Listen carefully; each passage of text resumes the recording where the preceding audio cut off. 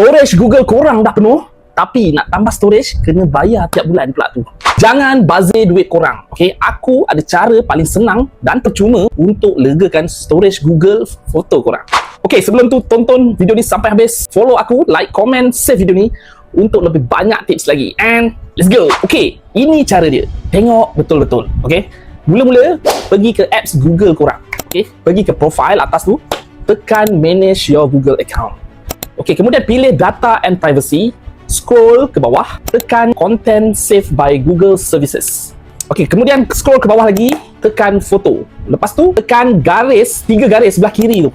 Atas tu, alright. Pilih storage. Lepas tu scroll ke bawah, korang akan nampak recover storage. Lepas tu nampak tak kat bawah tu? Klik learn more.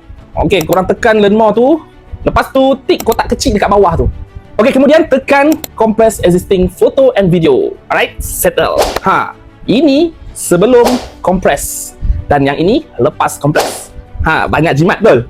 So jangan lupa share kat kawan-kawan korang yang storage dia dah merah. Nak tips-tips padu lagi, jangan lupa follow aku untuk banyak lagi tips. Alright.